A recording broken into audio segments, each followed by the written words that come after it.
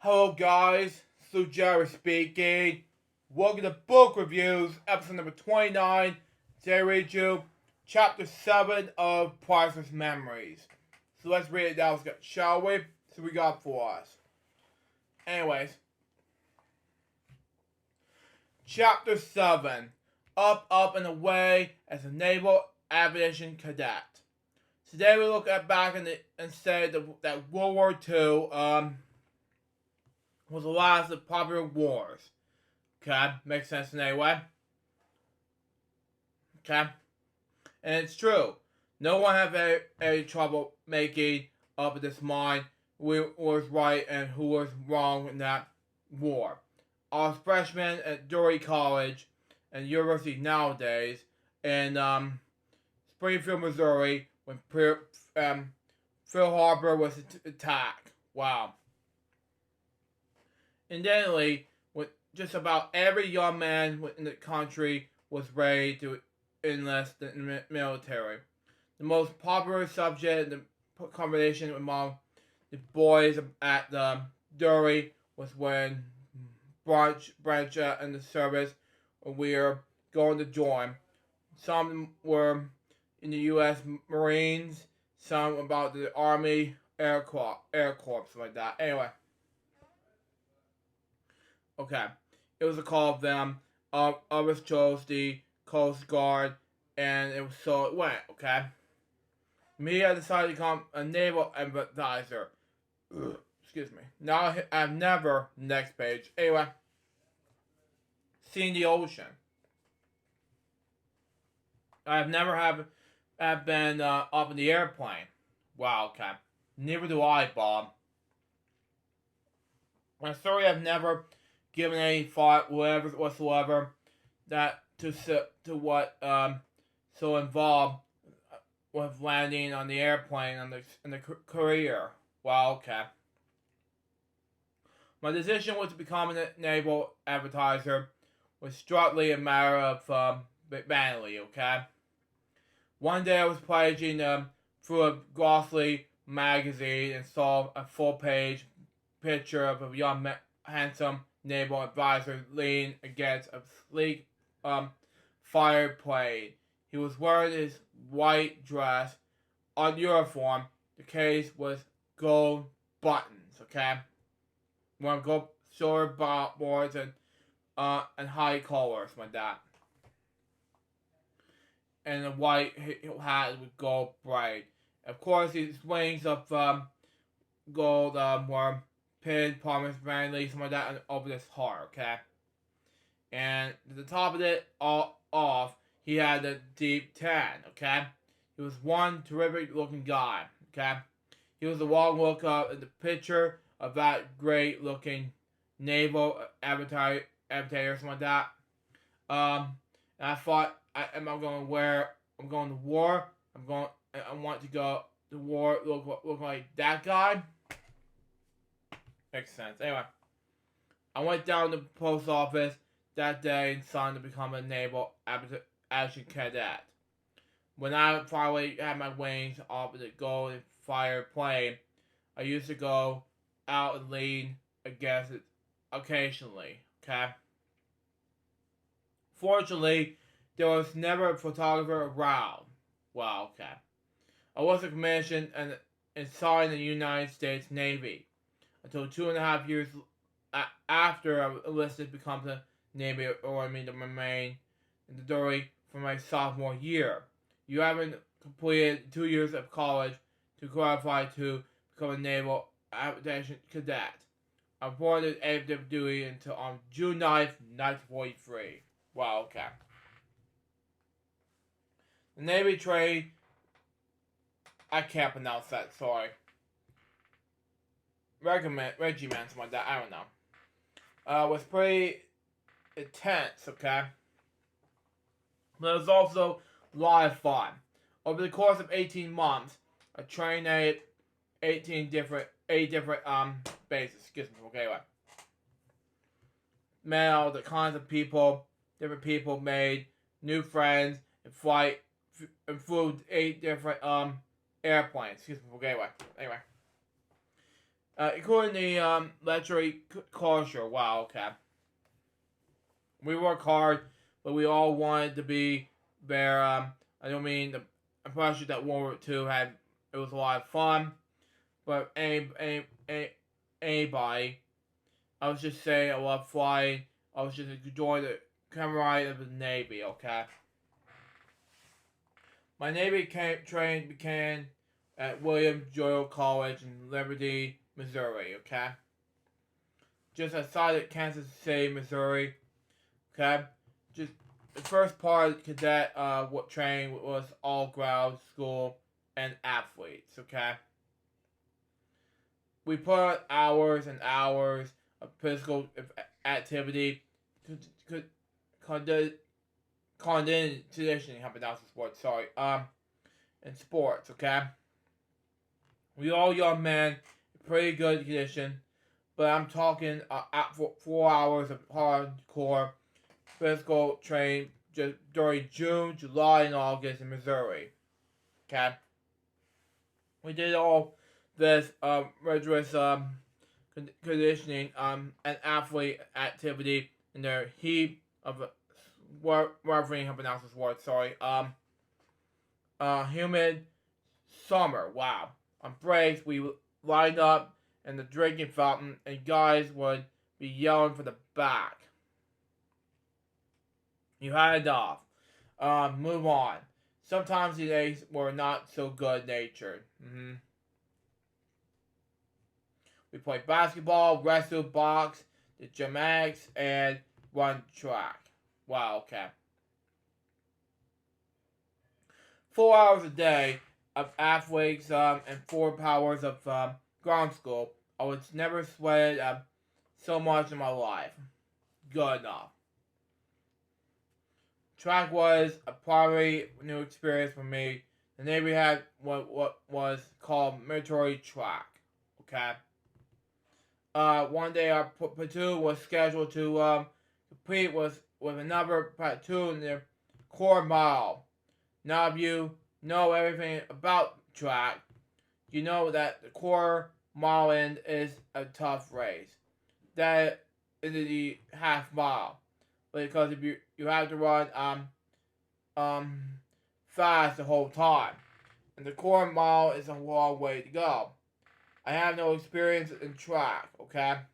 And I never run the Corps Mile in my life. Wow. But the physical trained officer picked me out from a platoon, and there another guy out from the other platoon, and told us to race each other. Next page. Anyway. On your marks, get set, go. I knew nothing about pacing or anything about running technique, something like that. I just took off, not as fast as I could, but as far as enough to be in the lead. Wow, okay. I was just still ahead of our other cadets, something like that. So, excuse me. Okay, right. About halfway around the track, maybe a little more. Soon after however, excuse me. Okay, right. He sped by me. I tried to keep up with him, but I couldn't. Pretty soon, I was running as fast as I could go to catch a spell. Okay, and something happened that had never happened to me before. Black started coming from the top of the bottom of my eyes, okay? Wow. My vision was slowly closing down. And I realized that I was about to pass out. So I slowed down and I could see more. As soon as I started running hard again, the black in my eyes returned. I was very close to passing out. But I keep running. Finally, I was finished the Corps Mile. He beat me, okay? Of course, the men and my platoon were commiserating, something like that. Okay? I wasn't concerned about losing. I was concerned about surviving. But I found out that cadet was a high school Cornell champion of Kansas. I was running from the Cornell the first time of my life. And as a competitor, was a state champion. Guys in the platoon all had a good time, good laugh about that. They thought it was hilarious. Considered it was a new dev experience. I was a member of the 6th Battalion at Williams Joel soon after arrival. I followed and was addressed at some late by a gentleman whose name was Mason, okay? As I recall, he was a battalion. He was a very good speaker. His speaking ability is probably the reason that he was given the assignment to sell us war bonds. Wow. Okay. He told us what fine young man we were the volunteer to be naval arbiters like that. That his assignment would be one of the most important ways in the war in the Pacific, etc., etc. But Benjamin Mason added this. Okay, I would ask you to do even more for your country. I would each of you cadets to sign up by the war bond every month. Wow. Okay. They explained in great detail what war bonds were so important to win the war. After holding this transcripts for several minutes and with his war bond pitch, Lieutenant Mason said this. In conclusion, gentlemen, I think I should tell you that I'm in charge of the all weekend liberty in the space, and I take my jobs very seriously. We laughed, but he bought war bonds. About 2 months later, another officer, a commander, spoke to the 6th battalion, like that, and the subject that would deeply affect the lives of many cadets in the battalion. It was a speech that the Great Purge reared its ugly head for the first time. It wasn't mentioned as such. With the Great Purge, it came to be called. You talk to me, cadets my era, and I was all know about the Purge. Basically, when I was originally signed up to become a naval ambassador, you were given 9 months to train as a cadet. It was successful. And it was successful, something like that. You get your wings. Good enough. Anyway, if you washed out, you were back in the citizen life. So you could join this Army Air Corps. The Merchant Marines, U.S. Marines, or whatever you could wanted to do. While I was at the Williams Jail, the Navy changed all that and to give us a chance to give out. Anybody who wanted to could get out immediately. If you stay in, if you wash out later, you will get Great Lakes and next page. Anyway, became a sailor. You didn't have the opportunity to go choose something else. Okay, I'll never forget. Commander encouraged us to stay in the cadet program, of course. Okay, he said you were cream of the crop. Okay, we haven't had a better battalion come from here than you. You're not going to watch out, something like that. Don't leave the Navy now. You come to the Navy because you wanted to fly in the Navy. Good enough. Anyway, you'll fly for the Navy, you'll stay with it. All because one cadet in the battalion did stay. But later on, during the purge, probably 25% washed out. Wow, maybe more. The Navy didn't lose as many pilots as the Pacific as they thought they were going to lose. And now they have more pilots than they needed. I talked with instructors after the war who told me they have been forced to wash out a percentage of their cadets, even though the instructors though the cadets were qualified to continue their program. So to get your wings after you get the Navy, you have to be able to fly, and you have to do well in crowded school. It's also helped to have lay luck on your shoulder. Makes sense anyway. I was a good pilot. I worked hard and did well in the ground school. Well, I was also lucky.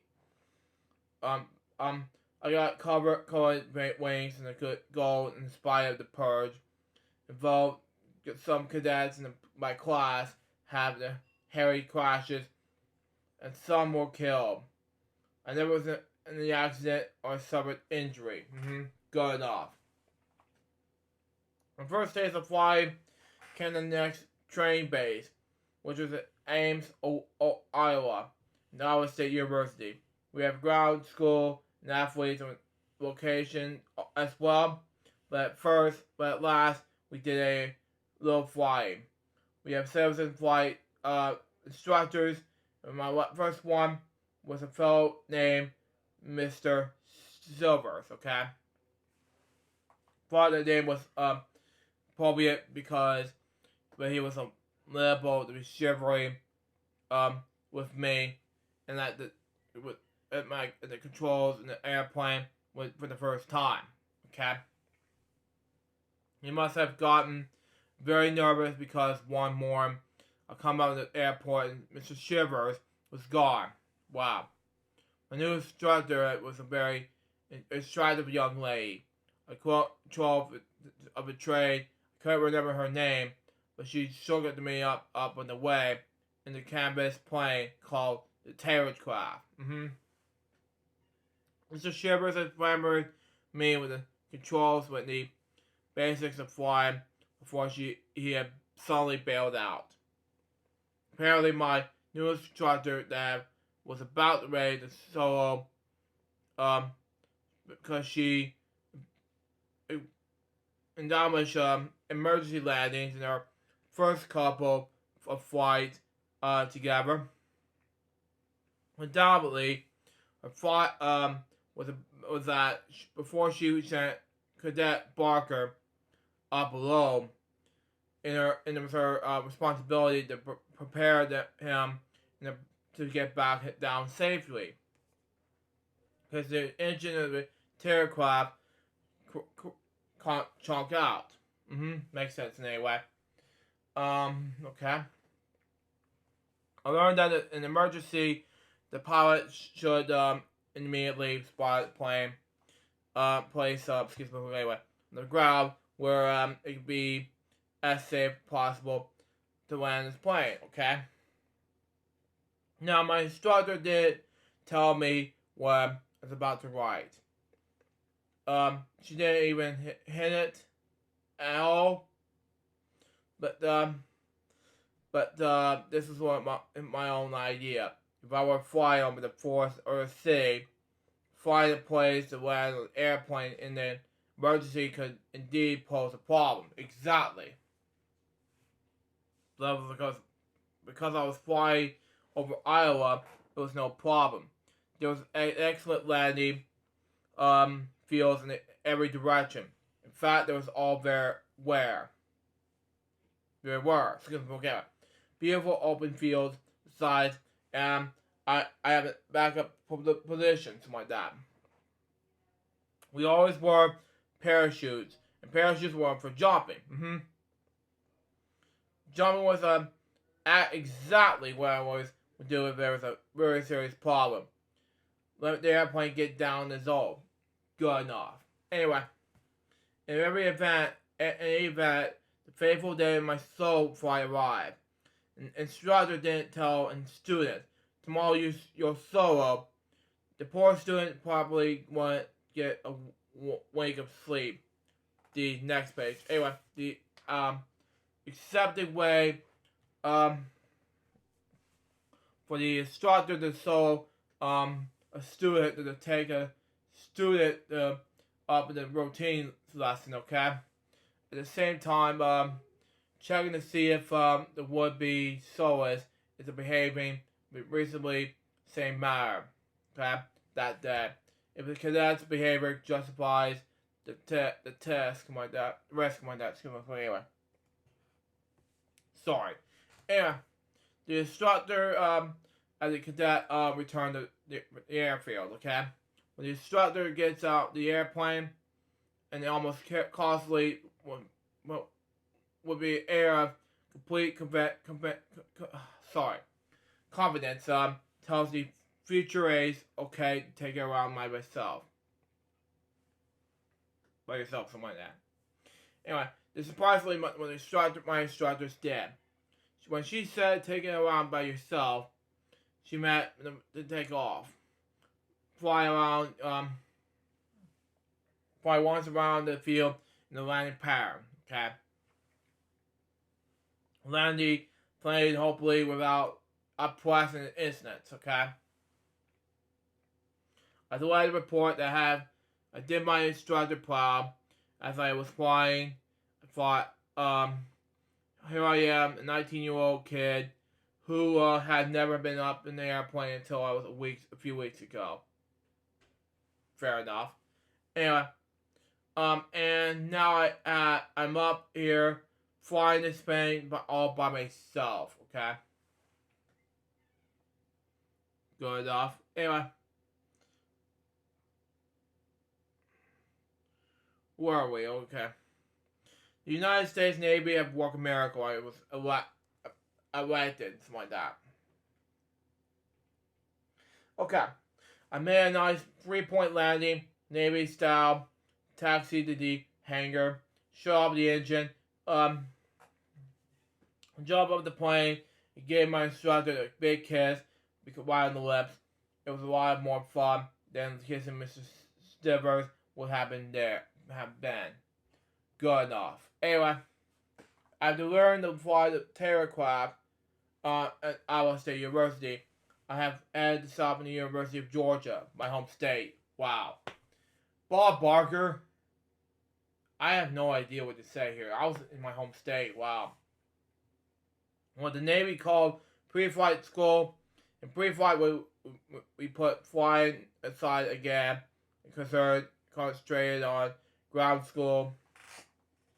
Basically, conditioning on our days would to consist of 4 hours of books and 4 hours of bruises. But I shall explain I lucked out. Wow. Maybe have 4 pre-flight schools in the United States, the University of Georgia, which I have, like I said, in my home state, which I went, the St. Mary's in California, the University of Iowa, not to be confused with the Iowa State University, which I soloed, and the University of North Carolina, which, by the way, Marshall Brown's adulthood state, by the way. Just watch it now. But anyway, those pre-flight schools were notorious throughout the Navy for being tough, both in the ground school and the physical training, something like that. Particularly the physical training program. Both William Jewell and Iowa State University, athletic instructors have warned us that it was it was tough. With wait until you get the pre-flight school, and was the pre-flight that evaluation cadet Robert W. Barker was headed. When I was squeaking in my boots. No, not quite, but almost, okay? We started everything from engines, navigation to airplane in the variations like that in pre-flight. They want us to be able to identify all the different kinds of airplanes and the enemies arsenal, something like that. I don't know how to pronounce that. Sorry. We also have to study all the American aircraft as well. The Navy considered to have the bad form to shoot down your own planes. Wow. Correlation, I pronounce this word, sorry, was quite intense, something like that. For example, to train us in the aviation aircraft quickly. The instructor flashed a picture of a plane on the screen. We have to visually initially in the fraction of a second. It was throughout the and professional trade. Wow, makes sense anyway. For hours, something like that. Yeah, I pronounced this word. Sorry, professional trade. Anyway, we studied methodology. I pronounce this word. Sorry. Navigation, engines, Morse code, you name it. We study it. The managing part of pre-flight was not grab school. It was athletic program. The most okay, these are the words I cannot pronounce. Sorry. Glory part of the athletic program was said to be athletic scores. The course incorporated all kinds of physical rigors. I pronounce this word rigors. Okay. Not just running, but acrobatics, something like that. Trampoline, crawling, climbing, sailing, jumping, and more riding. It was brutal. Wow. Now you can recall dedicated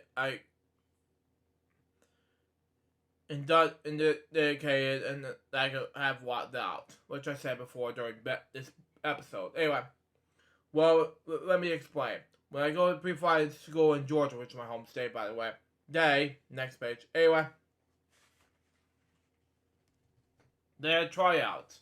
Okay, for the pre-flight basketball team. Okay, all the branches of service had athlete teams. Okay, they were an important part of Mario. Okay, I played basketball all my life. Okay, makes sense anyway. So I tried out and selected for the team.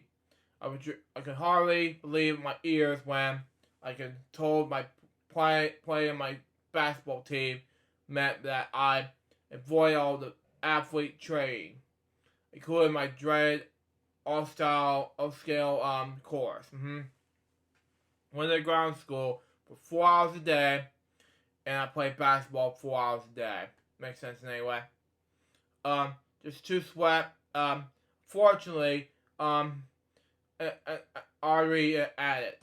In our first scrimmage, my dad pronounced this word, sorry. I went up for a rebound, came down with another player's foot, severely sprained my ankle. Wow. It popped so loudly, like that. Anyway. That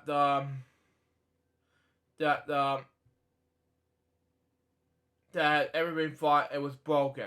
I've been playing basketball since I was 7 years old and never sprained an ankle before.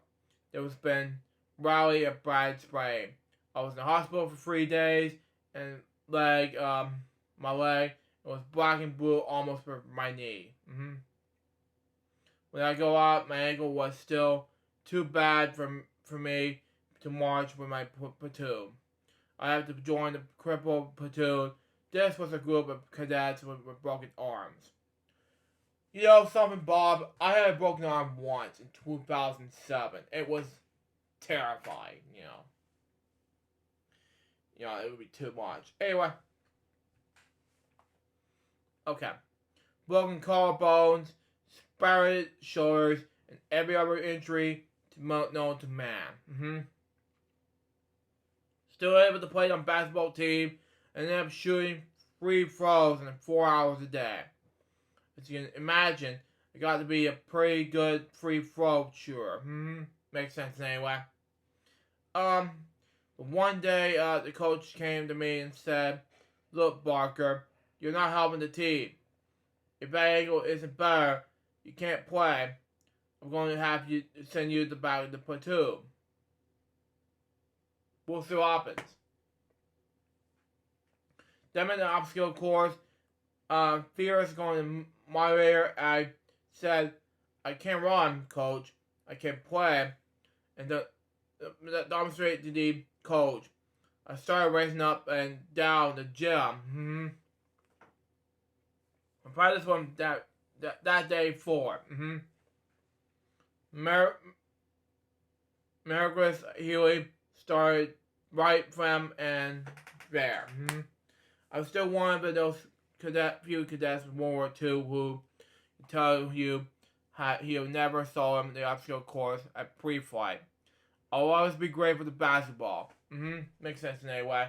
But anyway, with each step in the progressive cadet trade, we gain more knowledge and flight experience. After pre-flight, I went to Middleton Naval Air Station just outside Memphis, Tennessee. I've been to Tennessee once, so that was it. Where we really got into flight training, including night and formation flight. In the Memphis base, we were trained to fly the steerman, and we was biplane, upper wing, and the lower wing of the open cockpit. Okay. It opened like an old World War I fighter plane. Okay, makes sense anyway. There was great airplanes. I always said I was ever had an airplane. There was always a one that I had, one old one. The steerman was called the Yellow Peril because it had a very narrow landing gear. Okay, if you came to the landing and you weren't lined up and with the wind would lift and one wing so high that you can scrape the opposite wing top and on the ground, something like that. Anyway, but you could really have the fun in those planes. You could do acrobatics, something like that. You can loop it. You can do almost everything with that plane. You could fly up upside down because of the carburetor cutout. Wow. Anyway, at the Memphis, Tennessee, the next stop was a huge naval air station at Corpus Christi, Texas. Okay. Corpus Christi was a vast complex and airfield. Wow. It was a washed-up monster didn't stop tap me on the shoulder. It would be a Corpus Christi where I would complete my flight trade. It commissioned a sign, have a commanding officer pin my wings to go over my chest. Be next page. Anyway, be assigned my fires. Get leave, go home, marry Darby Joe, all in that order. Get my wings and be assigned the fires. Okay, were certainly important to me, but my ultimate goal was to make Darby Joe my bride. I look forward to having Darby Joe become Mrs. Bob Barker. Makes sense anyway. Since the first date 6 years before, we went and listened to Ella Fitzgerald sing Ticia Tasket, okay? Yep. At the Shrine Moscow in Springfield. We wrote to each other regularly, and I call her frequently, okay? Every letter and call was filled with "Will you get your wings?" plan, okay? There was not detailed wedding plans. Actually, we were never bothered with no's. It was just a matter of we would get married, and we did. But before that, the next step was what the Navy called basic trade. After all that trade have already had, I thought, we already know now we're going to down the basics, okay? I was assigned to have announced this word, sorry, for basics. In this phase, our training concentrated more on flying and less on everything else. Not only were we flying more, but we were flying on the biggest airplane yet, the BT-13. It had a retractable cockpit hood, the retractable landing gear wheels, that is, and WHWOE.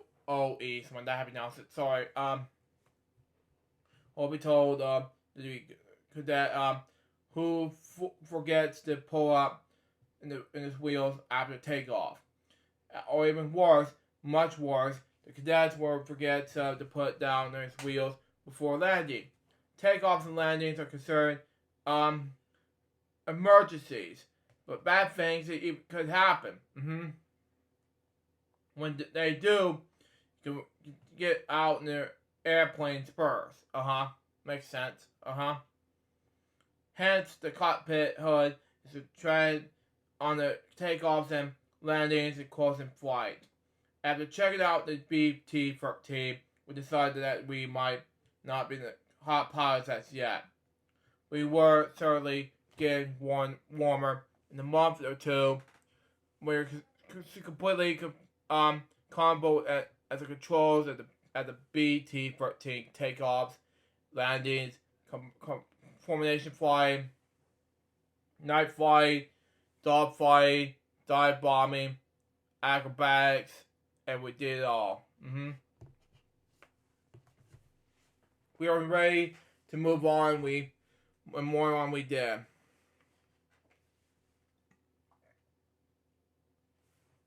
Next, we went from all the good stuff and I listed above, stuff that was generously from fun and from anyone who experienced to go on with the fleet and the fire pilot.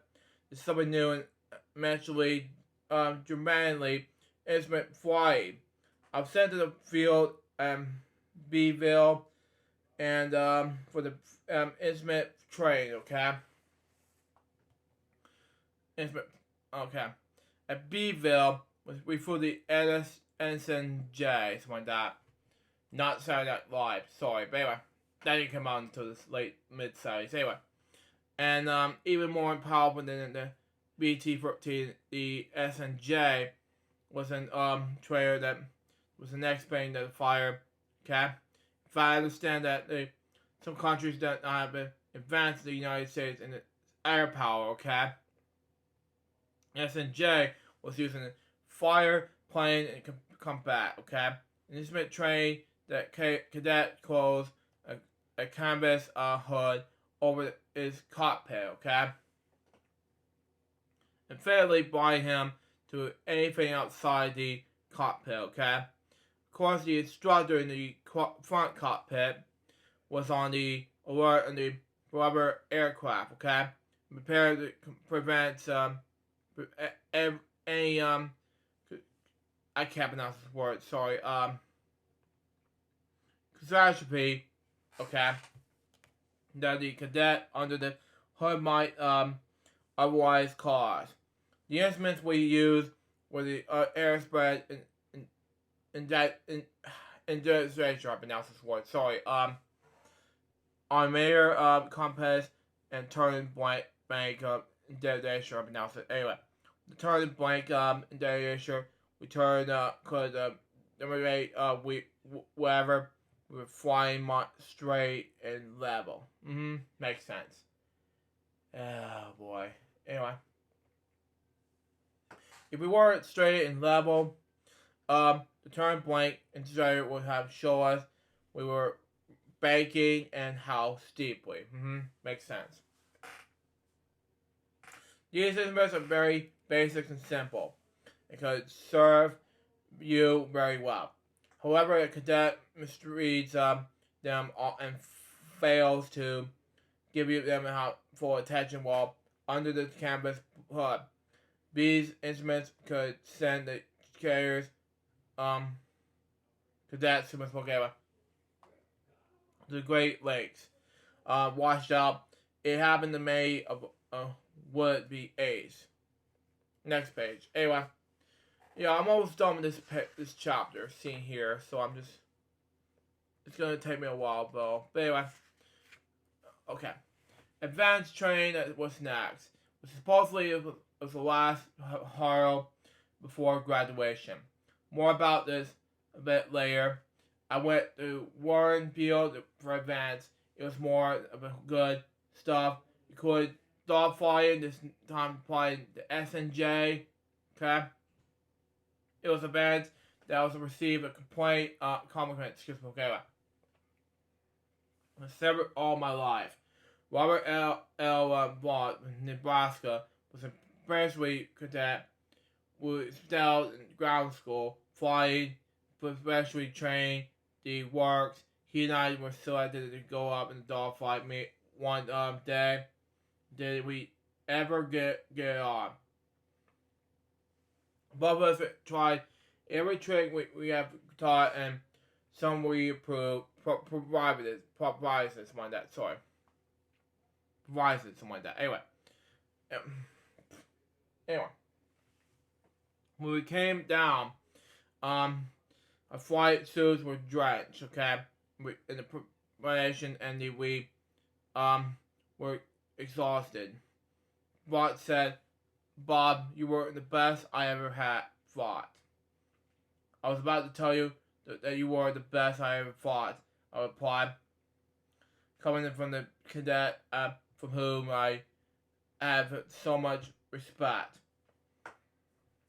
It was a comment I'm sure I always remember. I finished advanced training. It will be ready to graduate. Go home and get married, right? Wrong.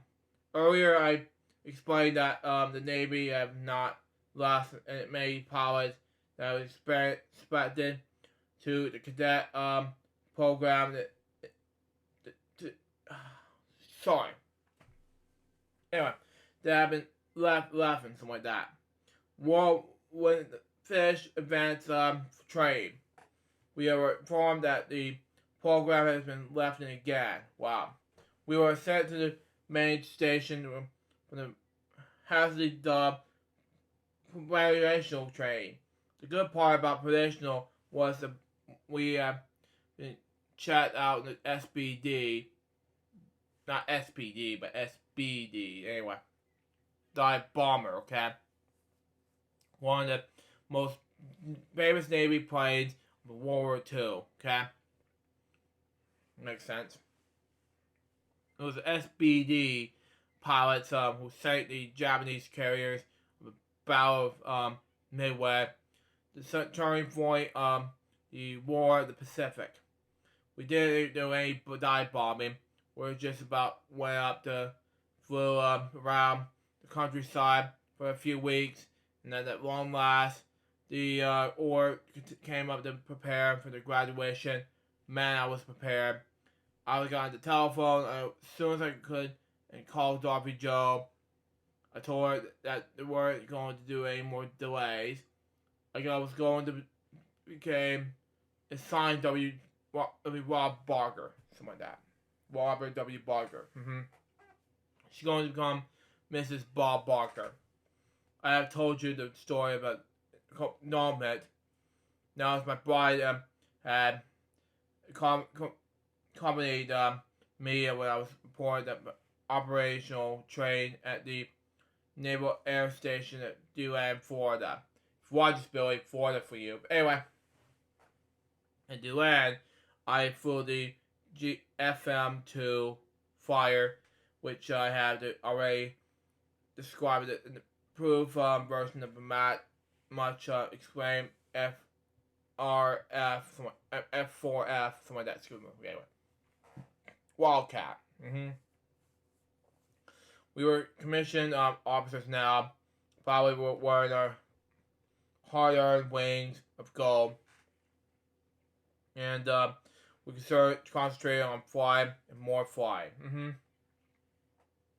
There's no more physical training or ground school. That's good. we were full-fledged naval measures. Wow.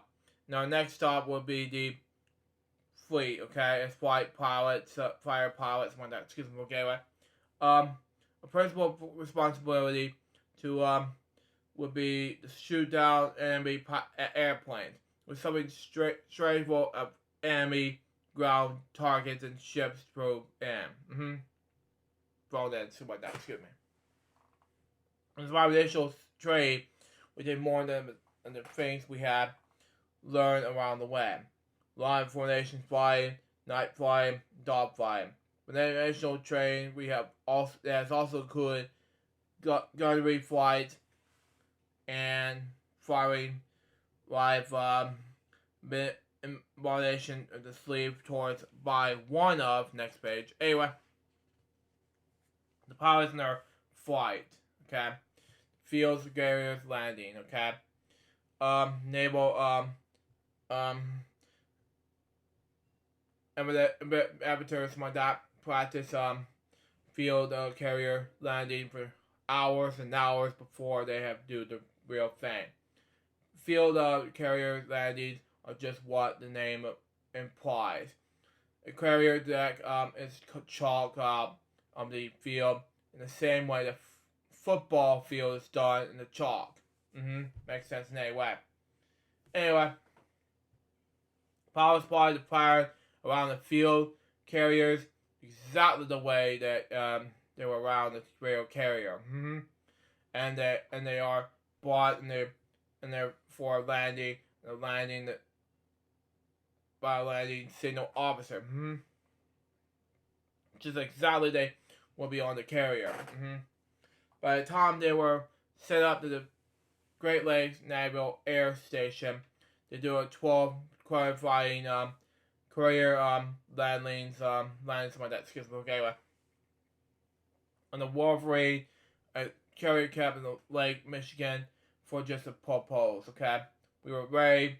Every pilot in my flight qualified, as I'm proud to say that I was one of those who received a grade of superior. Wow.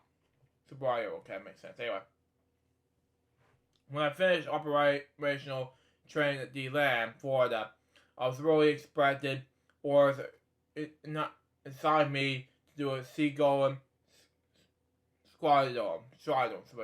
Sorry. Anyway, as you will recall, I was among the cadets who survived the purge. Assassination. How to pronounce this word? Sorry. Okay.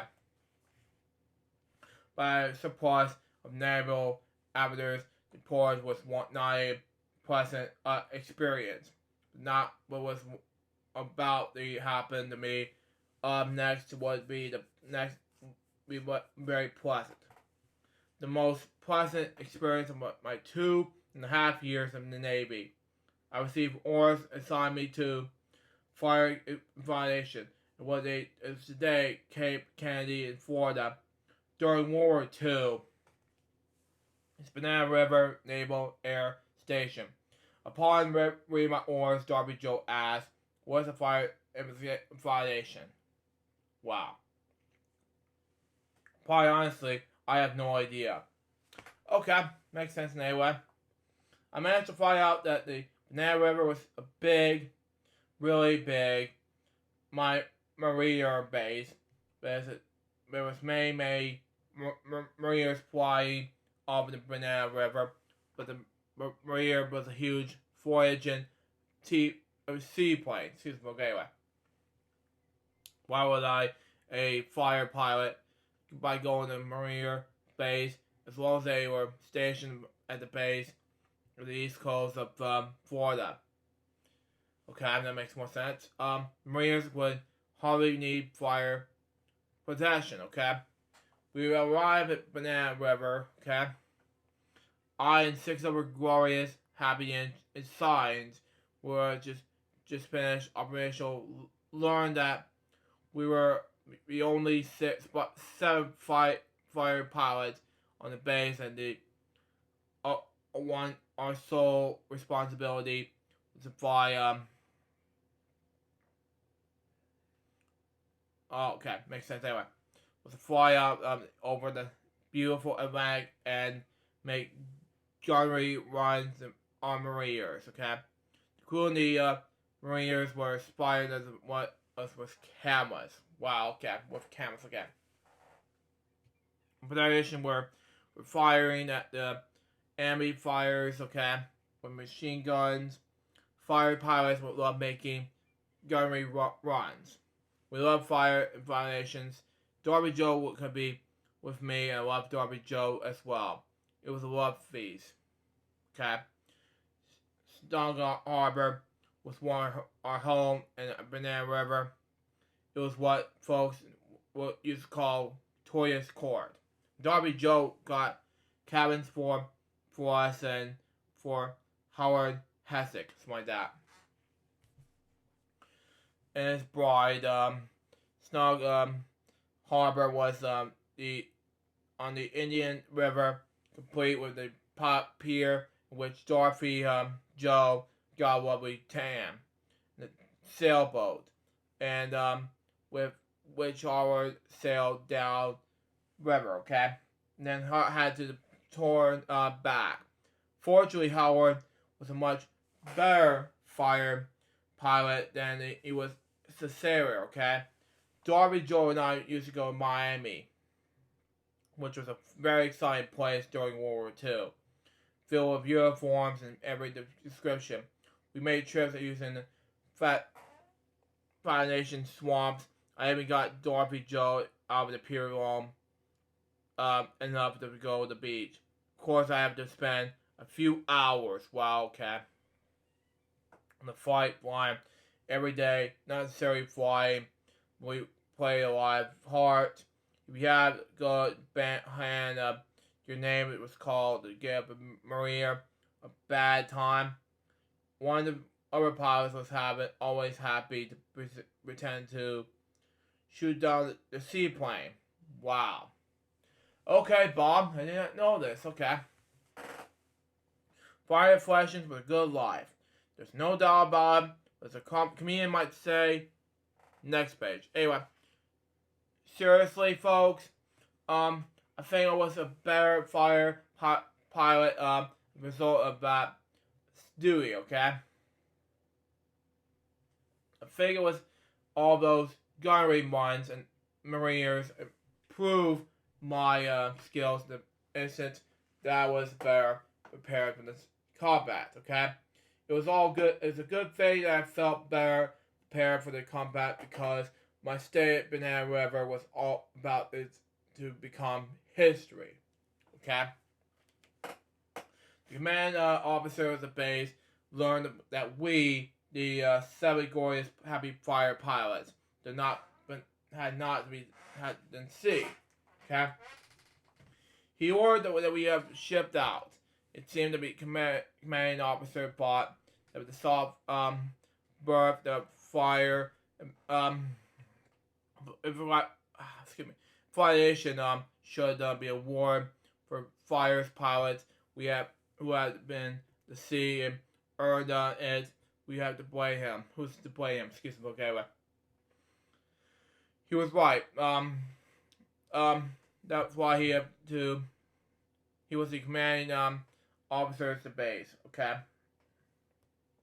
makes sense. The first pilot to arrive from the fleet was Jack Ryan. Okay, the Comrades Alliance grew from 1980s and to the 90s from Alliance partnership and Barney the dinosaur. Anyway, I like what we're doing. It was involved by Wally Maya. Okay, Maya Miguel difference. Anyway, joking. Anyway, an equally likable Marine captain who have flown in Pappy, excuse me. Okay, anyway, Pappy Bulletin's Black Sheep Sergeant. Okay, so you know he was a character. Okay, got to know Jack and Wally, excuse me. Okay, anyway, and well enough for W. Joe and me to go out there with them a couple of times before I used to commanding officer's expression shipped out. I have known the joy of fire inspiration for about 2 months when I received orders to report the gross ill Iowa Naval Air Station to Michigan, okay? When I was to be placed in a fighter pilot, okay, to wait assignment of seagoing squadrons, like that, squadrons. So those are the words I cannot pronounce during this episode, okay? When Jack Ryan learned that I was about to be departed, he felt compelled. Wow. As an officer of the gentleman to bid Darby Joe farewell, not in person, however, in his plane. I wasn't there. I was in his base, but Darby Joe was describing it to me later. She was her cabin packing. Excuse me, anyway. I'm talking with the landlady who was helping her to get packed, okay? It was a big wooden wharf towards near our snug harbor cabin, okay? She said suddenly they heard an airplane that sounded like it was headed directly for our cabin, okay? She said they could hear it getting closer and closer. The landlady started to panic, began to screaming that the plane was cracking up. Then it was going to crash right into the cabin, okay? Indeed, Jack was worried right in the cabin. By this time, the landlady was Darby Joe, wearing the handle of him, knees crawling towards the door. Jack was barreling down, right over them, pulled up in the last minute. He was so close in the slipstream, and pulls boards off the board towards near the cabin. I was right for laughing when Darby Joe told me this story. Freddy crawled out the door and cursed at the Jack, calling him a son of a B word, yeah, bitch. Anyway, both promised to turn him down. Anyway, of course, she couldn't turn him in, okay? She couldn't she could probably to get a number on the airplane, but before he was long gone. Next day, I was out of the base, and Jack said, did Darby Joe tell you that I came by to say goodbye? I said, she told me, and I love it. But will you have to stay away from the landlady? We'll see. When we arrived in Michigan, Darby Joe worked another one of parodied miracles. She found a place to live within the easy walking distance of the base. It was an enormous old frame home, and there was even 11 fighter pilots, and there was and their wives living in every room that could possibly serve the bedroom. We all have kitchen privileges. I can understand what you might cringe to think about living. Next page. Hold on. Living under such conditions. We were all young. We were all in love, and there was a war going on. But in all, when I looked up, I could see what was F for you, something like that. I don't know. Coasters, landing, taxiing them, taking off. Okay, instead that and flying over the sky. Corsair, Iowa was a coastal base, or go to the sea and Corsair squadron, something like that. I was flying out of the finest flyers, World War II of the carrier, Pacific. Not bad, huh? Specifically for the guy who would become a naval aviation carrier cadet because he wanted to go to war looking like a naval advisor whose picture had been seen in the magazine. But folks, it was not to be. Oh, I checked out the culture and had the thrill of walking in a few hours in it, but I didn't go to sea. Wow. I'll explain to you what happened, but it's just I explained members of the Priceless Right audience when someone asked what I was doing during World War II, and I was a naval advisor, fire pilot. I completed all